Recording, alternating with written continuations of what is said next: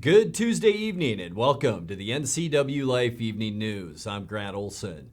Before we get to what's making news, let's take a quick look outside our weather window from this afternoon. And boy, what a beautiful final day of summer 2021.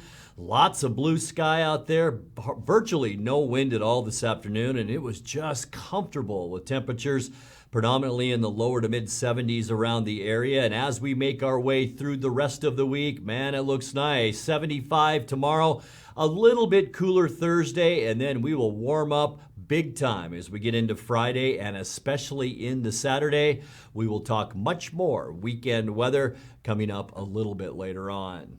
And now a few of the stories we're following for you tonight. An estimated 15 people have died so far this month from COVID-19 in the Wenatchee Valley. Wenatchee Valley College has extended the deadline for all its students to complete their COVID-19 vaccinations. And the Chelan County Public Utility District is promoted from within to replace its departing general manager. But first, our top story tonight. The driver of a red Tesla is accused of intentionally hitting a pedestrian at Moses Lake Sunday afternoon, then fleeing. But Moses Lake police say they were able to quickly track down the hit-and-run suspect after one of their community resource officers determined that the best place to find an electric vehicle was at a charging station.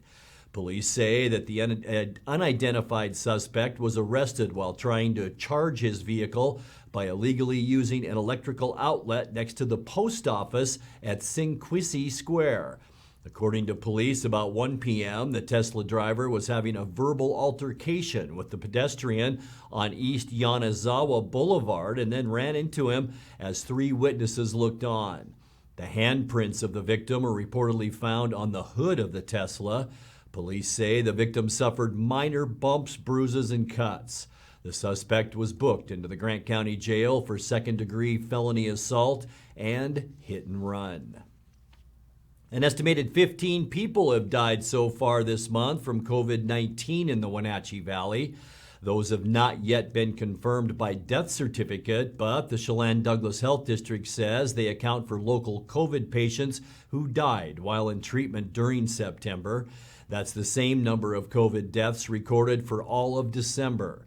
If confirmed, it would bring the local death toll to 114 people between the two counties. Confluence Health says an average of 1 patient is dying at Central Washington Hospital every other day while it continues to care for large volumes of infection. 51 people were hospitalized there with COVID-19 as of today. Wenatchee Valley College has extended the deadline for all its students to complete their COVID-19 vaccinations. Enrolled students now have until November 1st. The college previously set a date of September 27th.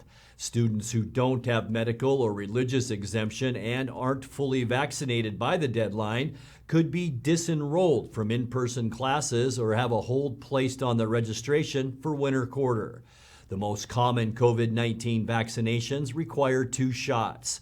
To be fully vaccinated by the deadline, all students would have to receive their first shot by the end of this month. The Chelan County Public Utility District has promoted from within to replace its departing general manager, choosing current executive Kurt Hudson to start in the role January 1st. Hudson, the PUD's 54-year-old managing director of generation and transmission, replaces Steve Wright, who served as general manager since 2013. The utility district's Board of Commissioners announced the selection on Monday after what it described as an extensive national search. Hudson has served in several positions for Chelan PUD in the past 24 years and worked in the consulting industry for 7 years prior to that. He'll be the 13th general manager since Chelan PUD was formed in 1936. Coming up next, a fungus that can devastate bat colonies continues to show its presence in Chelan County. State Senator Brad Hawkins has joined the effort to get a 4th of July fireworks ban passed in East Wenatchee. The Washington State Department of Fish and Wildlife said earlier today that while it may seem counterproductive after such a severe fire season, they'll be setting their own fires in eastern Washington in October. And drivers on Highway 2 west of Leavenworth can expect a detour tomorrow. We'll tell you where. I'm Grant Olson, and you're watching the NCWLIFE Evening News.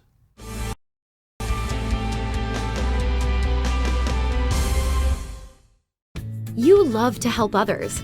You need a solid career. You can have it all with help from Charter College. Our 10-month medical assistant program prepares you to work in healthcare settings like physician offices, rehab centers, and clinics. You'll learn to take patient vitals, assist with exams, administer injections, and maintain medical records. When you're ready to launch a rewarding healthcare career, visit chartercollege.edu because we work to get you to work. At Wenatchee Power Sports, we proudly offer the Polaris product line. Polaris builds the highest quality side-by-side in the industry, with off-road capability that's second to none. The Polaris pre-order program allows customers to purchase the vehicle they want without having to select from limited dealer inventory. The Wenatchee Valley has year-round access to some of the best ORV trails in the Northwest. Start your adventure here at Wenatchee Power Sports. A new novel is now available at Amazon.com. The title, Lost Treasure of the China Bar, details life on the Columbia River and Plateau during the 1800s. You ask, is the treasure still buried somewhere near Chelan? Find out by reading Lost Treasure of the China Bar. Lost Treasure of the China Bar. Buy it on Amazon.com. $12.99 for paperback, $2.99 for Kindle. A great gift.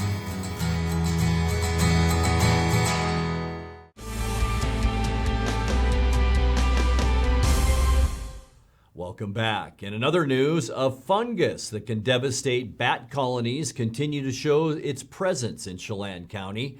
The Department of Fish and Wildlife says white nose syndrome was detected in April in a dead bat found near Malaga. Signs of the fungus that causes the disease were first detected in bat guano collected in Chelan County in May of 2020, but this is the first local confirmation of the disease itself. White nose syndrome does not affect humans or domesticated animals, but it can spread quickly among bat populations while they hibernate, destroying the skin of their wings and causing them to become active during cold weather. The illness has also been detected in bats in King, Kittitas, and Pierce counties. State Senator Brad Hawkins has joined the effort to get a 4th of July fireworks ban passed in East Wenatchee. The East Wenatchee City Council has been discussing a fireworks ban similar to those in places in Wenatchee, Chelan County, and Douglas County. Last week, Chelan County Fire District 1 Chief Brian Brett called on the city to impose such a ban. Hawkins agreed with Brett that the danger is too high.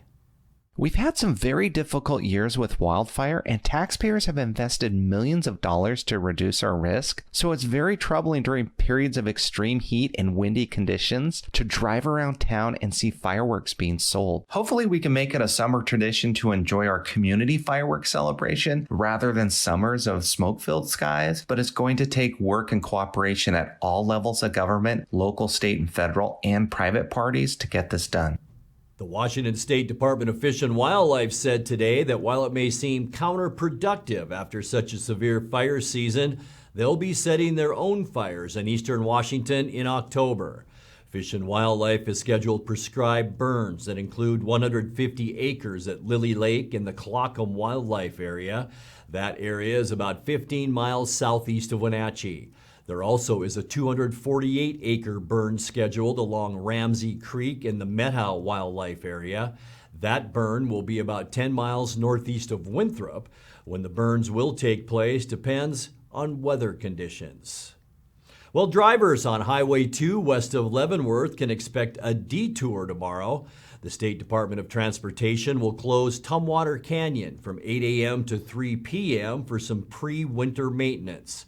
Motorists will still be able to travel to and from Stevens Pass by Chumstick Highway, so folks in Plain and Lake Wenatchee should expect to see increased traffic along that route. However, large freight is restricted to Blewett Pass thanks to weight and size limits on Chumstick. You're watching the NCW Life Evening News. Coming up next, tonight's feature story and your complete local weather forecast. That and much more still to come on the NCW Life Evening News. Please stay with us.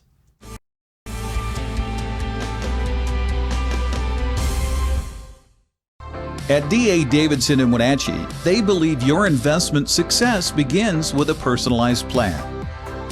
A plan that is the roadmap you need to navigate your way to living your best years in retirement. D.A. Davidson can help you create a plan so you can take the time to enjoy the finer things in life. Let the financial advisors at D.A. Davidson help chart your retirement future today.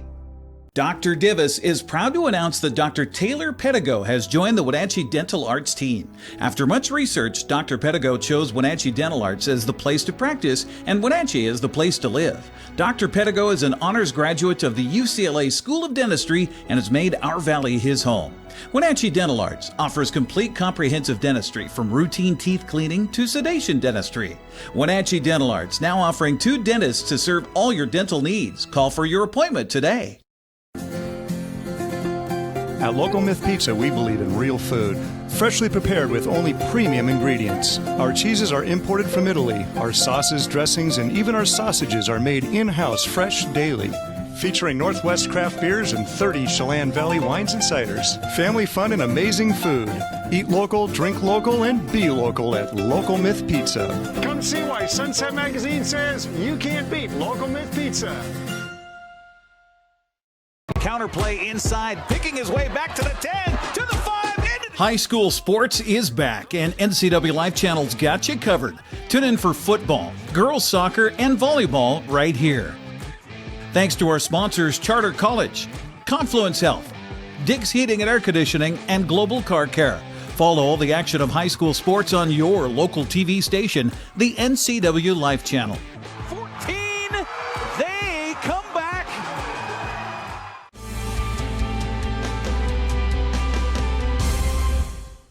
Welcome back to the NCW Life Evening News. In tonight's features story, deaths and hospitalizations from COVID-19 are both at record highs in the Wenatchee Valley, but another number has also reached new highs: local vaccination rates. Yesterday, Chelan Douglas Health District Administrator Luke Davies told his Board of Health as the pandemic news seems to worsen, the two-county area has stepped up to get its shots and resist the virus. Chelan County has bumped up in terms of their 4th in the state in terms of vaccine initiation. We were sitting around 5th or 6th, but there has been a large amount of vaccinations recently that have happened. Douglas County's moved up from 13th all the way up to 10th. And so to have our 2 counties be in the top 10 in vaccination rates in the state is really good. And so we're hoping to maintain this as we move forward. Our providers have been tireless in their treatment of patients and getting vaccine out. The staff for Chelan Douglas Health District has also been working really hard with our new mobile unit to make sure we get out in the community and get people vaccinated.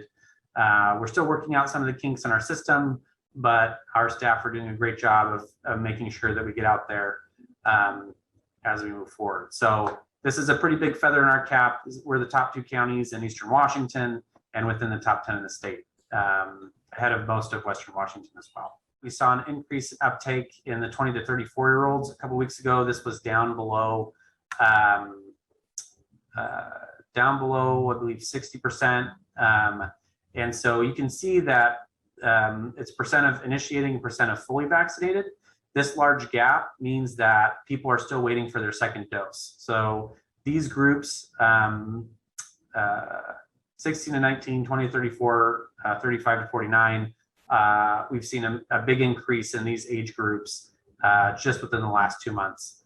And so some of them are waiting to get their second dose still. And we're working closely with them to make sure that our providers can do that as they move forward. You can see in Chelan County, specifically, 20 to 34-year-olds were lagging way behind the rest of the age groups. Now they've jumped ahead at 80.9% vaccination rate, which is puts that on par with where a lot of Seattle is. And we see 16 to 19-year-olds have also jumped up to about 66%. And then 12 to 15-year-olds are slowly but surely climbing behind the rest of them. And then Douglas County as well, we saw this rate jump down. It was down below 60% about 4 weeks ago. Now it's jumped above 71.9%. And so we can see that we are getting younger people vaccinated, especially as the Delta variant is so infectious and is making younger people sicker. We think that's created a significant motivation for a lot of the population.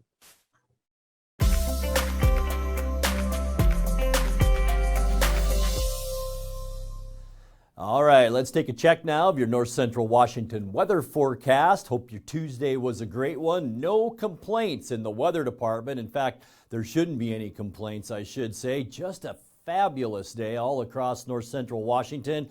This shot looking down at the Wenatchee Valley from our cross camera up on Wenatchee Heights, and hardly a cloud to be found out there today. Lots of sunshine, light wind, and unofficially pretty warm out there today too. Not quite to normal yet, but we're going to get there. 73 unofficially today, our high.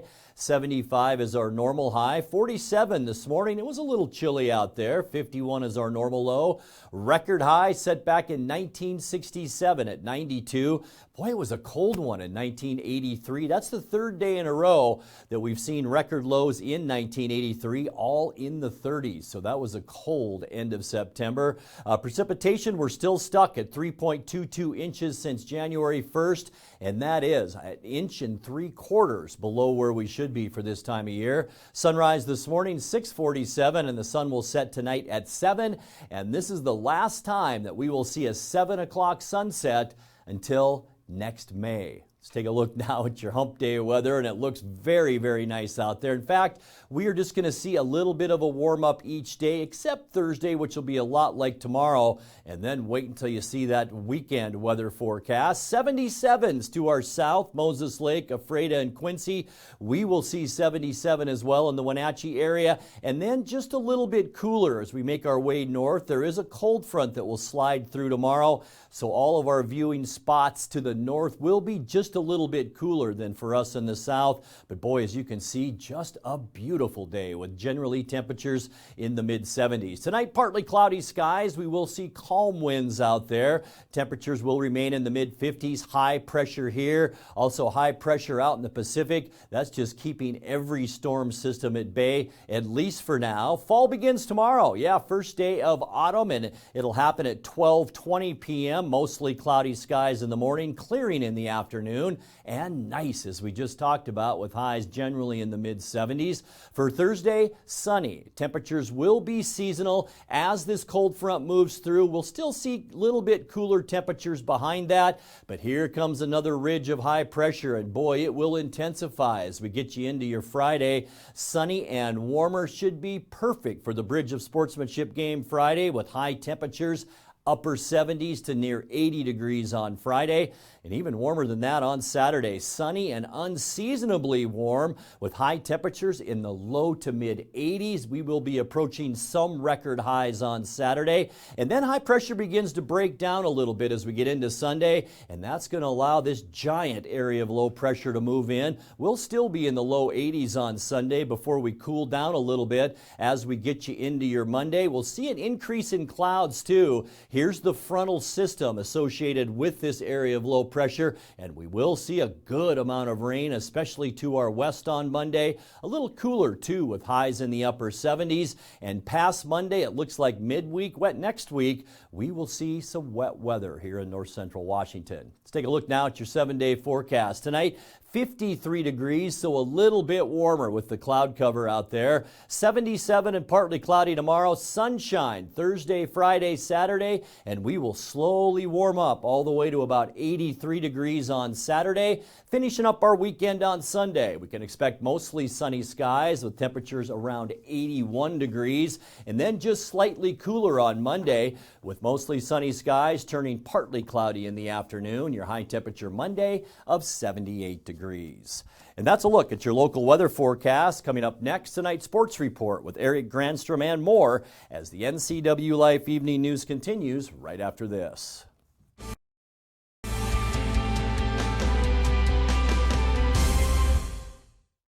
Traditional values and innovation in honoring the life of each family we serve is part of the ministry of Heritage Memorial Chapel.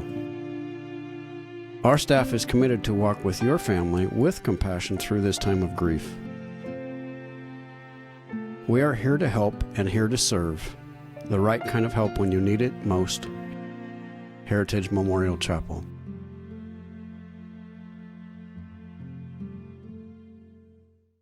What is home? A place to gather, a place to grow, provide shelter for the ones we love, eat, drink, restore, build trust. It's a place to rest when the workday is done, a place to find quiet after a night of good fun. What an honor we have at Guild to help own, finance, create, pave the way to live in home. Hi, Stephen DeVilbiss here, Branch Manager of Beneficial and Home Care. We are an equal opportunity employer and we do not discriminate in employment or services. It is our mission to maximize our clients' physical health and sense of mental well-being while remaining in the comfort of their home. We are currently seeking professional caregivers who share our mission to help our clients live safely and comfortably at home. Call Beneficial and Home Care. Schedule your interview today, 509-663-7900. And now it's a sports update on the NCWLIFE channel. And a happy Tuesday to you. The Mariners topped the A's in Oakland last night behind the solid pitching and timely hitting. A 4-2 final score last night. Seattle got out to an early lead thanks to the bat waking up for veteran third baseman Kyle Seager. Out towards left center field, and this drops in, bounces high off the wall. Crawford in. France right behind him. Haniger a wide turn. He gets back to the bag. He's safe at third. He rips this into right center field. Haniger's coming around. Seager drives in his third run tonight, and he is out at second base. Well, the Mariners offense backed up 7 innings of brilliant work by starting pitcher Tyler Anderson. Swing and a miss. Blows it past him. Anderson makes quick work of Chapman for his first strikeout. Chasing off the plate. Back-to-back strikeouts for Tyler Anderson here in the second. Canna back in there. The windup and the 3-2 pitch. Here she comes. Swing and a miss for strike 3. And Tyler Anderson strikes out the side. Another strikeout for Tyler Anderson, his fourth. 5th strikeout for Tyler Anderson. There's 2 down. Swing and a miss. Top of the zone. 6 strikeouts over 6 strong innings. A late swing and a miss. You don't see swings like that from Canna often. Yeah, things got a little sticky, though, in the 8th inning when Oakland scored a run, had runners on in a 4-2 ball game. That's when Paul Sewald stepped in and closed the door. And nothing hit hard. Strike 3 called. How about some paint on the lower outside corner? Pitcher's pitch. 2 gone. 2 outs, 2 on. Sewald's 0-2. Oh, he rips it right past him at 93. He clips the corner. Sewald with a 5-out save. 3 strikeouts along the way. He gets it done yet again. And the Mariners take game 1 from the Coliseum. 4-2 the final score. So Seager, Mitch Haniger, J.P. Crawford all had multi-hit games, but manager Scott Service was quick to credit the pitching staff for another job well done. Another outstanding starting pitching effort. A bit easier to line up that bullpen when the starters give you 7 innings. And Tyler Anderson might have been as sharp as we've seen him at any point all season long. So really excited about what he was able to do. I think the first 14 or 15 pitches of the game were all strikes, and he was on top of it. You know, after that, I don't think Diego threw the ball bad at all. Obviously, they got some soft hits. They took him the other way to put a rally together there. And, you know, thank goodness for Paul Sewald. Wow. You know, he's had some kind of season, and he was fresh tonight. We needed him. getting 5 big outs with the back-to-back punch-outs there in the 8th against the heart of their lineup. Marco Gonzalez will be on the mound tonight for Seattle against Oakland's Paul Blackburn in Game 2. Other American League West action on Monday, Aaron Judge was 2 for 3 with a run and an RBI to lead the Yankees over the Rangers 4-3. Marwin Gonzalez was 2 for 5 with a grand slam and 5 ribbies to lead Houston over the Angels 10-0. As far as the wild card race is concerned, despite a 2-run rally in the 9th, Tampa Bay held on to beat Toronto 6-4. Boston was idle, so the Red Sox lead is a game and a half over the Blue Jays. Yankees are a half game back. Oakland is 2 games back, while the Mariners 3 back with 9 left to play. Well, before the Seahawks can move on and prepare for the Vikings this week, there's still a little to be said about Sunday's overtime loss to Tennessee. The biggest thing that jumped out on film to Coach Pete Carroll is that Seattle basically gave the game away on penalties. The thing that bothered me the most about the game was how we failed to make the good decisions at the time of the end of the play, and we gave them 75 yards and 5 penalties, 5 major penalties, and that was really disruptive in the game. We had slugged it out throughout, and those changes in the field position, it just disrupted the flow of the game for us, and it made us adjust the momentum that we would build, and big play, and then here we go, we stop them, and now they get the ball first down again, on a third down, couple plays. It was really obvious that the rest of the game was just a slugfest for us on defense, and offensively, what was obvious is that we never really found the rhythm because we scored so quickly in the first half. When we needed the running game that needed to be developed during the course of the game, we didn't have it.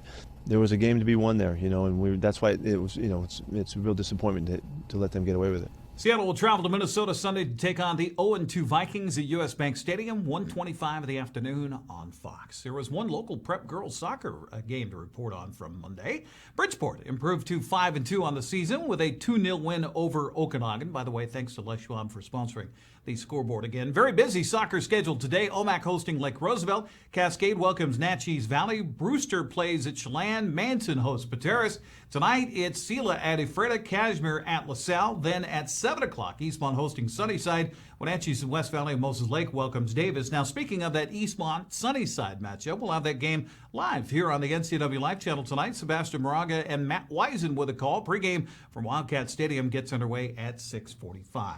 On the volleyball courts tonight, Waterville-Mansfield plays at Elmira Cooley Heartline. The 6:30 games have Ephrata at Connell. Quincy hosts Wahluke. Omax at Okanagan. Manson travels to Liberty Bell, and Tonasket takes on Brewster. Tonight at 7, Eastmont's at Sunnyside. West Valley at Wenatchee. Moses Lake hosts Davis. Eniat and Bridgeport, and Cascade Christian plays at Moses Lake Christian. Oh, also, pool. Earlier today, Eastmont hosting Wenatchee and girls swimming and diving at the Eastmont Aquatic Center. So busy day again today. That's a look at sports news. I'm Eric Grandstrom. Grant, back to you. Thank you very much, Eric. And now let's check in with Dan Kuntz for a look at what's coming up tomorrow morning on Wake Up Wenatchee Valley. Dan? Thanks, Grant. On a Wednesday edition of Wake Up Wenatchee Valley, it's our friend Bonnie Orr. We do this 4 times a year on the solstices and the equinoxes. And, of course, as you well know, the autumnal equinox is tomorrow afternoon at 12:20. We're going to welcome autumn with all the ideas and the tips and what you need to know to put your garden and your lawn to bed. As the days get shorter and shorter, Bonnie Orr will be joining me tomorrow from the community garden at the intersection of Springwater and Western here in Wenatchee. Plus, we'll have that forecast and sports and whatever else happens to pop into our heads on a Wednesday edition of Wake Up Wenatchee Valley tomorrow morning at 7 a.m. We're live and we're local. Grant, back to you. Thank you very much, Dan. And that's going to do it for our newscast tonight. For more on these stories and other news from around North Central Washington, you can find us on Facebook or our website at ncwlife.com. And remember, if you see news happening, we'd like to hear from you. You can send us an email at news@ncwlife.com or give us a call at 888-NCWL. That's 888-6295. I'm Grant Olson. Thanks for joining us and have a great night.